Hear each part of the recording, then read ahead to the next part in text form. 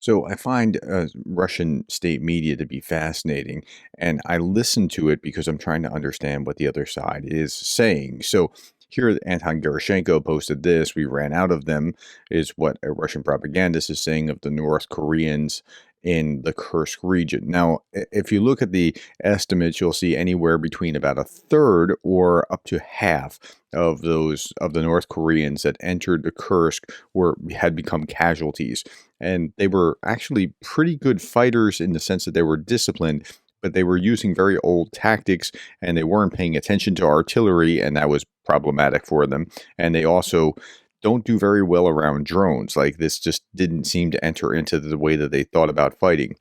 So let's say that about 40%, just for to be conservative, 40% of the North Koreans who entered into Kursk had become casualties. So the rest had been withdrawn. Maybe they're thinking through lessons learned or whatever, but there's a new batch that's coming, and he's going to be talking about this here. But in this conversation, it's really weird. Like, he won't allow himself to get pinned down about when the North Koreans are coming or anything like that. Let's just watch what he says. It's only about a minute long. North Korean soldiers who fought, we ran out of them, and the next batch is coming within a month. We don't know anything about that. Tell us, please. Any insight from the defense ministry? Now, he's going to become elusive. Yeah, it's like the Iranian drones. Now, in terms of the situation on the, you're not going to tell us, are you? There are no more North Korean soldiers as of now. Why there's no more of them? What happened? Because it's hard enough for them to fight drones. Now, it is true. They do have a terrible time fighting drones.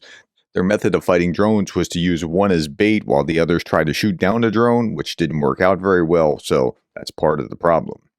How many were there? It's just that there's never been officially reported. You're the first. No. And the host says, no, you're the first. The Americans did it. Only foreign media and Russian media that reprinted it. It's just that the state media didn't report it, so I think maybe there's some insight. Okay, so you're waiting for state media before you actually have truth? I mean, this is a weird conversation, but it's going to get weirder because he's going to keep dodging the question. I remind you, the same thing happened with Iran. Now we launch Gerdes from here. What does this have to do with Iran? I'm talking about North Korea. Because the situation is the same. Representatives of the DPRK are indeed present there in the Kursk region. They fought on this territory. Another thing is that apparently, in January, we ran out of them.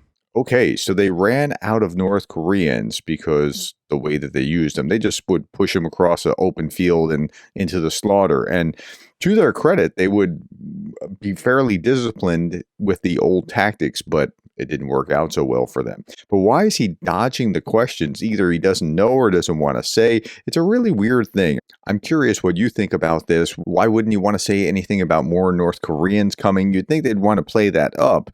Or why keep diverting to talk about, it's like Iranian drones.